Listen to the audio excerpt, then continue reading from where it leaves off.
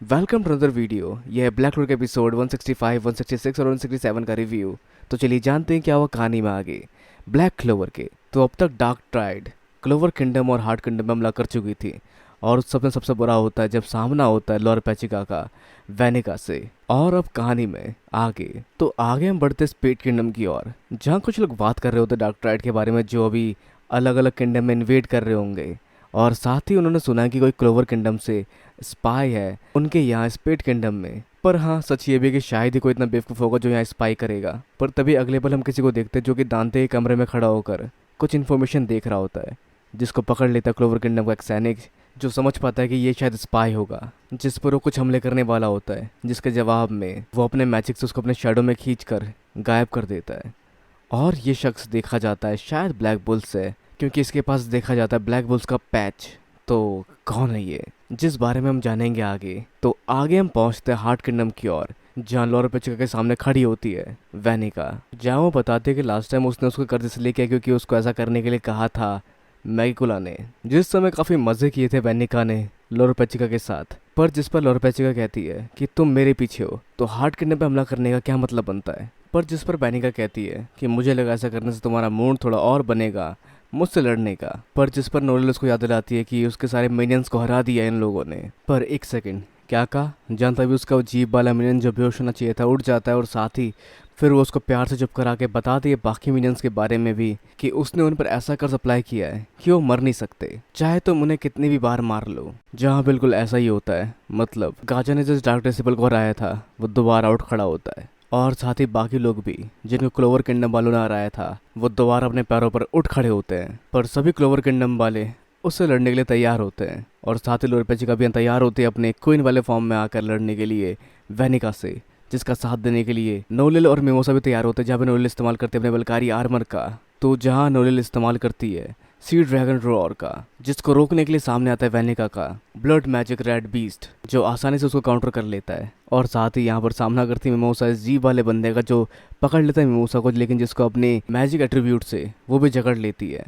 जहाँ दोनों हिल नहीं पा रहे होते, मतलब साथ ही वो मोटा भी अपनी मैजिक का इस्तेमाल नहीं कर पा रहा होता आगे। और साथ ही आगे अपना वार लिए बढ़ती है वेनिका, जिसको रोकती है उंडीन की पानी की दीवार। तो वैसे बात हुई थी इन लोगों की, जहाँ बात हुई थी कि डेविल पोजेस लोगों के पास दो मैजिक एट्रीब्यूट होते हैं, एक उनके खुद का और एक डेविल का। तो जहाँ इसका एक मैजिक एट्रीब्यूट है ब्लड मैजिक, तो दूसरा है कर्ज वैंडरिंग मैजिक। तो आगे इस फाइट के दौरान वेनिका बात करती है दांते और जेनॉन के, जो कि क्लोवर किंगडम में लेने गए हैं वर्ल्ड ड्रीम मैजिक और डार्क मैजिक वाले मेज को, और वो भी प्यार से नहीं जबरदस्ती उठाकर। जहाँ डार्क मैजिक के बारे में सुनकर नोरेल पूछते वेनिका से, लेकिन वो कहते हैं कि तुम कौन हो जिससे मैं बताऊं ये। पर जिन दोनों के मैजिक एट्रीब्यूट के बारे में सोचते हुए लॉर पेचिका अपने दिमाग में सोचते उससे रिलेटेड किसी भी इन्फॉर्मेशन के बारे में, तो हार्ट किंगडम की क्वीन के पास होती है शक्तियाँ, जिनमें उन्हें मिलती है नॉलेज सभी प्रीवियस रानियों की, जो भी उन्होंने किसी समय पे इन्फॉर्मेशन इकट्ठा की अपने दिमाग के अंदर, जो जगह लॉर पेचिका के दिमाग के अंदर है। जिस वजह से हार्ट किंगडम की क्वीन को कहा जाता है ऑल नोइंग प्रीस्टिस, जिसके साथ वो जान पाती है क्यूलिपोर्ट ट्री के बारे में और अंडरवर्ल्ड के डीमन के बारे में,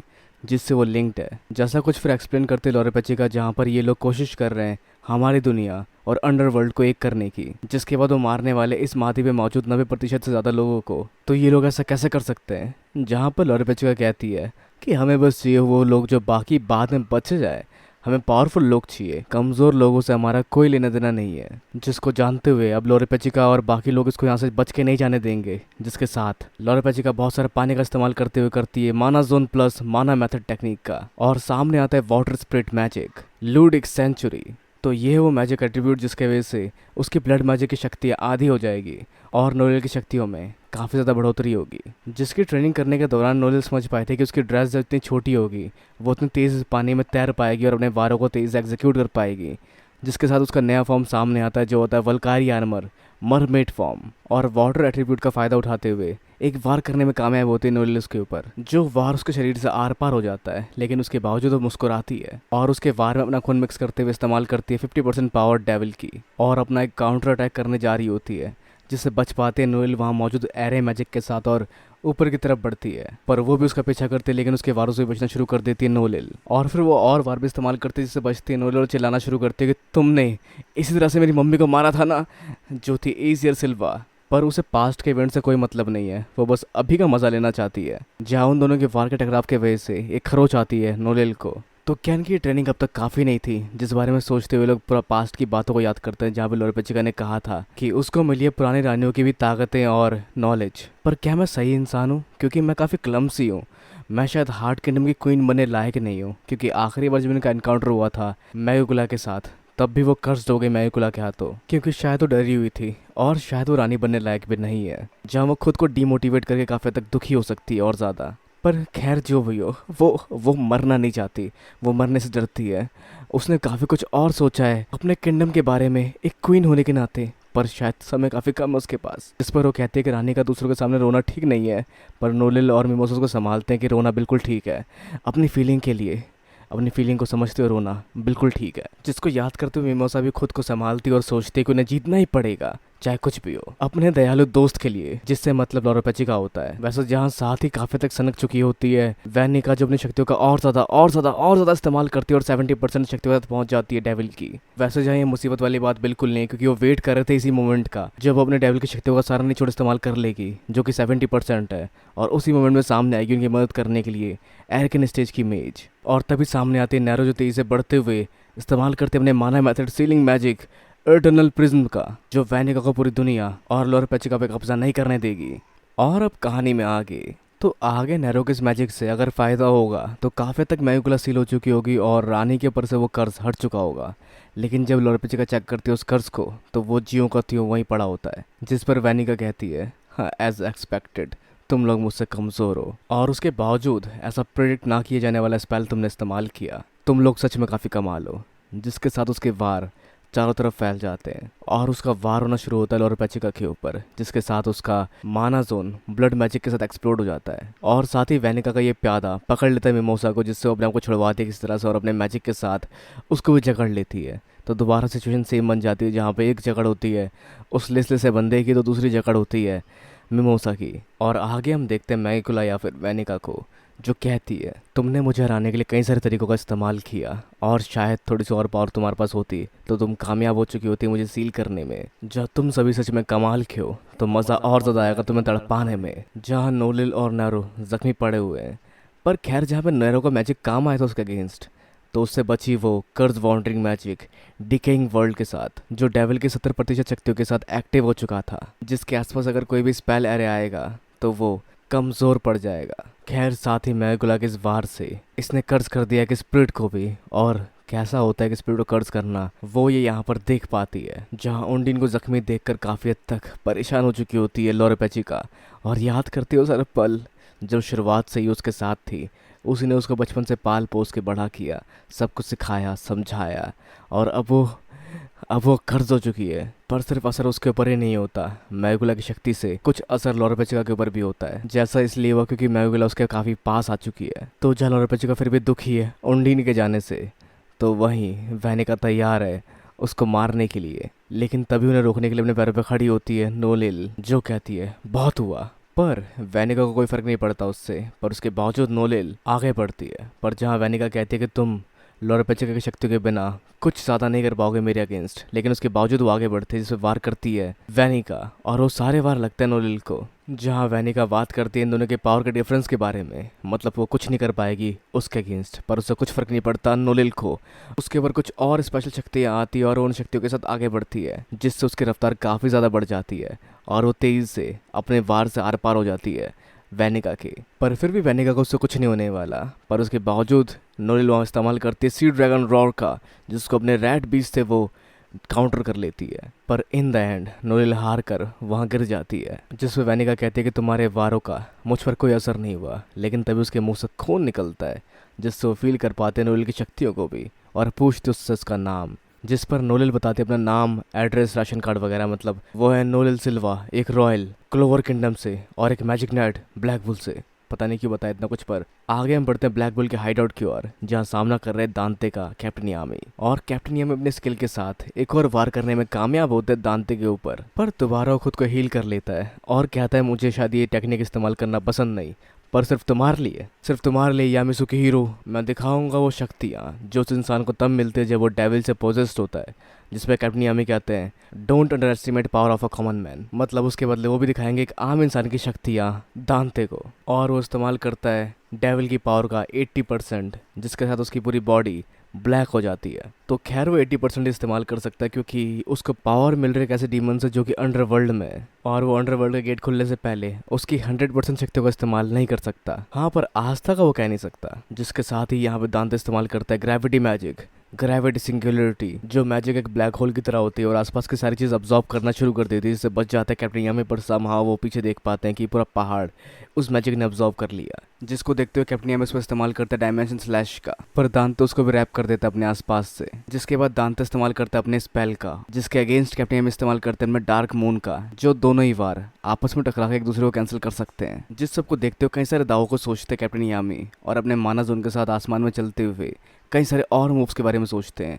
जो अगर वो कंडेंस माना का भी इस्तेमाल करेंगे तो भी शायद ज़्यादा फायदा ना हो, क्योंकि वो अपने आप को दोबारा रीजनरेट कर लेगा। तो ये सब सोचते हुए कैप्टन यामी यहाँ वहाँ से भाग रहे होते हैं, जिनकी ओर पहुंचते कई सारे दांते के वार जिन सभी से बचने की कोशिश में लगे होते हैं। जहाँ वो सोचते कि माना जोन कंडेंस को उन्हें एक पॉइंट में कंडेंस करना पड़ेगा, लेकिन इस दौरान कई सारे वार होते हैं उनके बाद दांते के, और दांते एक बड़े से चट्टान का इस्तेमाल करते हुए उनको दफना देता है, जिससे दांते और ब्लैक बुल्स वालों को लगता है कि कैप्टन यामी हार चुके हैं। लेकिन वो अंत नहीं होता, क्योंकि अगले पल वो चट्टान तोड़ के बाहर निकलते हैं, जहाँ वो सही सलामत खड़े होते हैं, मतलब ऑलमोस्ट, क्योंकि वो काफ़ी जख्मी भी होते हैं। जिस पर वो कहते हैं कि इस मोमेंट पर मैं अपने लिमिट सरपास करूंगा, और अपने माना जोन को और ज़्यादा कंडेंस करते हैं, जिसके साथ उनका वार सामने आता है। कंडेंस माना के साथ एक पॉइंट पर, एक छोटे से पॉइंट पर फिर भी दांते सोच के कि उसको नहीं हरा पाएंगे उनकी तरफ बढ़ रहा होता है, जिस पर सामने आता है कैप्टन यामी का डार्क मैजिक डेथ थ्रस्ट, जिसके साथ दांते के शरीर का बीच का हिस्सा गायब हो जाता है, जिससे दांते और बाकी ब्लैक बुल्स वाले भी हैरान होते हैं कि उन्होंने हरा दिया इसको। पर वो भी हारा नहीं होता, क्योंकि उसके बाद भी उसके पास कुछ और ट्रिक्स हैं। क्योंकि जहाँ उसका मेन मैजिक है बॉडी मैजिक, जिसके साथ वो दोबारा खुद को रीजनरेट कर लेता है उस स्टेट के बावजूद भी, और जहाँ डेविल की शक्ति है उसके बॉडी मैजिक को भी बूस्ट करने में काफ़ी हद तक मदद करती है, जिससे वो मर नहीं सकता, बूढ़ा नहीं होता और तबाह नहीं हो सकता। और वो आमतौर पर इस मोड को इस्तेमाल करने से बचता है, क्योंकि इसमें वो काफ़ी भद्दा लगता है। लेकिन फिर भी ये मौका है जब वो इसका इस्तेमाल करेगा अपनी पावर शोकेस करने के लिए, क्योंकि ये वो समय है जब उसको इस पावर का इस्तेमाल करना पड़ेगा। जिस मोड में आके वो वार करता है कैप्टन यामी के ऊपर, जिससे बचकर वो दोबारा डेथ थ्रस्ट का इस्तेमाल करते हैं, लेकिन उससे भी दोबारा खुद को रीजनरेट कर लेता है, जिस पर वो भी तारीफ करता है यामी की, जहाँ पर उसकी स्किल्स और शक्तियाँ उससे बेहतर है। पर फिर भी वो मर नहीं सकता, तो उसको हराना काफ़ी तक नामुमकिन है कैप्टन यामी के लिए। और ये दुनिया भी ऐसी अनफेयर है, जहाँ पर कुछ लोगों के पास कुछ ज़्यादा ही पोटेंशियल है, और अपने टैलेंट और स्किल्स से, मेहनत से भी तुम उसको हासिल नहीं कर सकते, जैसा कहता है दांते। और साथ ही अगर तुम ट्राई करो तब भी तुम बहुत सारे तरीके निकाल सकते हो मुझ पर वार करने के भी, पर आखिर में सबके बावजूद भी मैं बच जाऊंगा और मैं जीतूंगा। और जहाँ अपने मैजिक से अपना हाथ काफ़ी दूर तक फैला के वार करता, जो टच हो जाता है कैप्टन यामी के कमर के किनारे पर, और कैप्टन यामी से करीब नहीं पहुंच पा रहे होते हैं, और साथ ही वो इस्तेमाल करता है ग्रेविटी मैजिक का भी। पर फिर भी वो सबसे बचते हुए किसी तरह से दोबारा वार करने में कामयाब होते हैं कैप्टन यामी उसके ऊपर डेथ थ्रस्ट का, लेकिन वो खुद को भी दोबारा हील कर लेता है।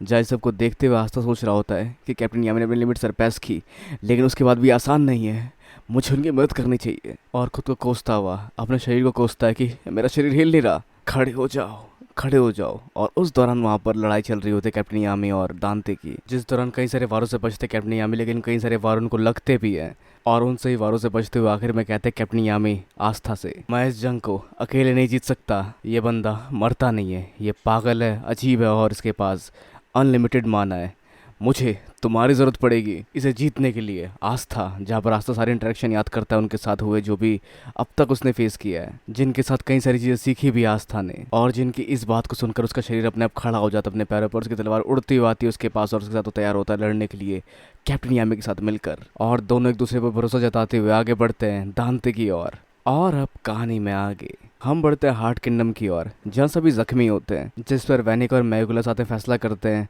लॉर्ड पेचिको को अपने साथ स्पिरिट किंगडम ले जाने की। और वैसे यहाँ वैनिका को याद आ चुका है उसकी जंग किसी ऐसे वॉरियर से जो बिल्कुल नोएल की तरह लगती हो, जो थी एसियर सिल्वा, और वो भी काफ़ी मज़ेदार फाइट थी, जिसकी शक्तियाँ कहीं ज़्यादा बढ़ गई थी जब उसके बच्चों को मैंने हॉस्टेज रखा था।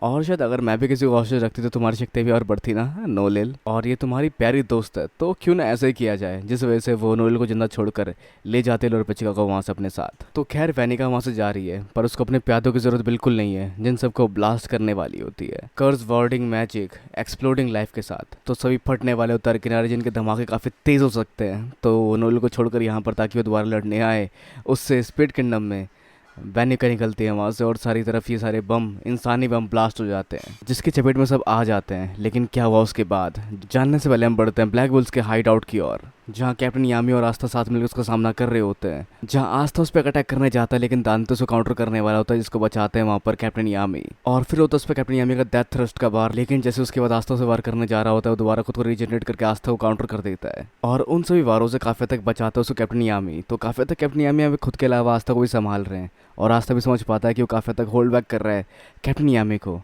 पर कैप्टन यामी जानते हैं कि उसको हराने का तरीका काफी हद तक आस्था की एंटी मैजिक शक्तियाँ ही हो सकती है, जिसके लिए उसको उसके नज़दीक ले जाके आस्था की तलवार से वार करवाना पड़ेगा उसके ऊपर। पर जहाँ आस्था भी समझता है कि उसकी ट्रेनिंग पेड ऑफ नहीं हो रही, वो कुछ नहीं कर पा रहा उसके अगेंस्ट, जिसको याद करते हुए अपनी पावर के बारे में और सोचता हुआ अपने डेविल से बात करने पहुंचता है। जहाँ आस्था उससे बात करता है कि मैं जानता हूँ तुम हाल ही में कह रहे थे उन सबको मार दूंगा, जिसका मतलब तुम भी उनसे काफ़ी नफरत करते हो, तो मतलब हम दोनों का ही दुश्मन काफी हद तक एक ही है। और ये डेविल काफी हद तक मान जाता है आस्था को पावर लैंड करने को लेकर और उसकी वो शक्तियाँ उसको देगा जो उसकी रियल शक्तियाँ हैं, रियल पोटेंशियल है, लेकिन उसके बदले उसको कुछ बराबरी का देना पड़ेगा उसको। जैसे उसका शरीर का कोई भी अंग चल सकता है डेविल के लिए, जैसे हाथ पैर लंग किडनी या फिर कुछ भी, जिससे वो आईफोन खरीद सके। बट एनीवेज यहाँ पर आस्था मान जाता है उसकी डील, क्योंकि उसको यहाँ पे भी कैप्टन यामी की उम्मीदों पर खरा उतरना है और उसके साथ ये डील कंप्लीट होती है जहाँ पे उसके हाथ में हम नई पावर देख पाते हैं डेविल की, जिस बीच दांते की ग्रेविटी मैजिक की सिंगुलरिटी मैजिक उस तक पहुंच रही होती है। और उसी बीच आस्था का एक हाथ चेंज हो चुका होता है और उसके पीछे पंख आ चुके होते हैं दूसरे भी,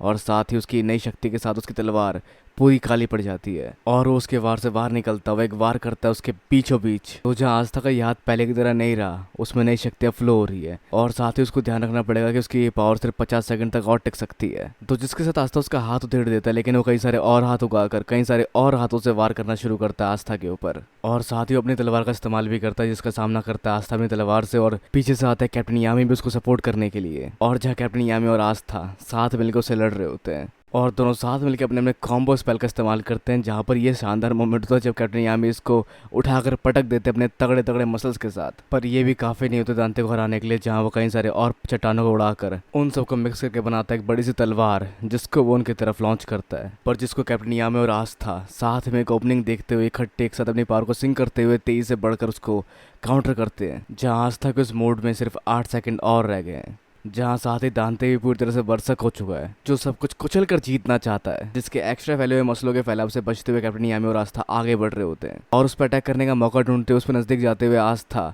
अपने सभी तलवारों का नाम लेता है, लेकिन सभी तलवारें उसके इस वारों के बीच में रुक जाती है और उसका एक वार आस्था के सर पर लगने वाला होता है, जिसको काउंटर करते हैं कैप्टन यामी। और साथ ही यहाँ देखता है हमें डेथ थ्रस्ट, जिसके बाद 3 सेकंड बाकी रह गए आस्था के पास। तो उसके बाद दोबारा दांते खुद को रीजनरेट कर लेता है और आखिरी मोमेंट पे आस्था को अपनी तलवार देते हैं कैप्टन यामी, ताकि आखिरी बचे इस 1 सेकंड के अंदर वो उसको हरा सके। और इस 1 सेकंड के अंदर आस्था के हाथों की शक्तियाँ उस तलवार में ट्रांसफर हो जाती है और हमें दिखता है आस्था का डीमन, जिसके साथ उसका वार दांते के आर पार हो जाता है और जिस तेज लहरदार वार के साथ दांते हार जाता है और उसका ये फॉर्म इवेपोरेट हो जाता है या गायब हो जाता है, जिससे बचता तो सिर्फ उसकी छाती पे बड़ा सा कट का निशान। तो अगेन ब्लैक बुल्स वाले कमाल करते हुए एक डार्क ट्राइड के मेंबर को हराने में कामयाब हुए। तो आखिरकार शायद ये लोग जीत चुके हैं और साथ ही यहाँ गोचे भी ठीक है ग्रे की मैजिक की वजह से। तो वैसे आगे बढ़ते कैप्टन यामी दांते की बॉडी की ओर, जिसको शायद इन्हें आगे पास ऑन करना पड़ेगा कैपिटल में, क्योंकि इन्होंने सबसे तगड़े डेविल पोजेस बंदे को हराया है और उसकी इन्फॉर्मेशन के पास है। और जैसे ही वो दांते की ग्रीम और उठाते हैं और उठ के खड़े होने जाते हैं, उनके बगल में खड़ा होता है ज़ैनोन। जहाँ जब पीछे पलट के देखते हैं बाकी ब्लैक बुल्स वाले, तो उन्हें दिखता है कि हड्डियों वाली मैजिक में कैद कर लिया है कैप्टन यामी को ज़ैनोन ने, जो शायद ज़्यादा खतरनाक है दांते के मुकाबले। पर ओवरऑल ये लोग काफ़ी थके हारे भी हैं, तो फिलहाल कुछ भी कंक्लूड करना अभी के लिए थोड़ा मुश्किल है। और खैर उसकी मैजिक में लटके हुए कैप्टन यामी ही नहीं, गोल्डन राउंड के कैप्टन वेंजेंस भी है और वो याद करते हैं उस बात को जो उसने बताई थी क्ले पोट्री के बारे में, जो दांते ने बताई थी। तो वैसे ज़ैनोन यहाँ आने नहीं वाला था, लेकिन उसने दांते की मैजिक के फ्लक्चुएशन को देखा और वो यहाँ तक आया उसकी चिंता करते हुए, जो उसने अपने लिए काफ़ी तक सही किया, वरना वो कैप्टन यामी को नहीं पकड़ पाता। जहाँ वैसे ज़ैनोन कहता है कि तुमने कहा था कि सारी दुनिया मेरी मुट्ठी में और उसके बाद तुम हार गए, पर ये चीज़ वो सेम तब कहता है जब वो फ्रेश कैप्टन यामी और आस्था से लड़ने आया होता। तो पर जब ज़ैनोन देखता है आस्था को जो डेविल से पोजेस्ड है, तो उसकी तरफ वो वार करने जा रहा था, जिसको बचाता है फिरंडल अपने स्पेटल मैजिक के साथ, और साथ ही उसकी हड्डियों में कुछ खरोचे भी हैं यूनो के वारों के साथ। तो शायद वो यहाँ इनसे ज़्यादा तक नहीं लड़ने वाला और वो वहाँ से निकलने की सोचता है, जिसमें कई सारे वार करता रोकने के लिए उसको गोचे और साथ ही वैनेसा भी नहीं चाहती कि वो कैप्टन यामी को वहाँ से लेके निकले, जिसकी पहल हेनरी भी करता है, लेकिन उसको भी मुंह की खानी पड़ती है उसकी हड्डियों के मैजिक के आगे। जिस पर आस्था ही मिन्नत करता है अपने डीमन से कि कोई और पार्ट ले लो मेरा, मुझे भी अपनी शक्ति इस्तेमाल करने का मौका दो। जिस पर वो कहता है कि तुम्हारा शरीर अभी इस पावर को नहीं झेल पाया तो किसी और पावर को कैसे झेलेगा, जिस वजह से वो कोई पावर इसको लैंड नहीं कर सकता। और साथ ही ये भी कहता है कि तुम अभी काफी कमजोर हो। वैसे फिनर और वैनेसा साथ मिलकर रॉक के इस्तेमाल से कैप्टन यामी को बचाने की सोचते हैं, लेकिन स्पेटल मैजिक को स्पेटल मैजिक से कैंसिल कर देता है ज़ैनोन। और आखिर में सब आशाएं खड़े होते हैं, जहाँ से कैप्टन यामी जाने लगते हैं और जाते हुए उनके चेहरे पर सिर्फ मुस्कुराहट होती है, जहाँ जैसे वो कह रहे हो कि मैं जानता हूँ तुम लोग मुझे बचाने ज़रूर आओगे और बचा लोगे। तो क्या होगा आगे, कैसे बचाएंगे कैप्टन यामी को, और क्या होगा ब्लैक बुल्स का, और क्या होगा गोल्डन डॉन का, और क्या होगा लोरपेचिका का, और क्या हुआ हार्ट किंगडम में, तो जानने के लिए आपको वेट करना पड़ेगा इसके नेक्स्ट पार्ट का। तो मिलते हैं उस कहानी में जहाँ हम जानेंगे और सारी चीज़ें इस एपिसोड एनीमे सीरीज़ के बारे में। तो अपने विचार नीचे कमेंट बॉक्स में बताना बिल्कुल ना भूलें। इस वीडियो को लाइक शेयर और सब्सक्राइब करना भी बिल्कुल ना भूलें। मिलते हैं अगली वीडियो में। Sayonara and have a nice day.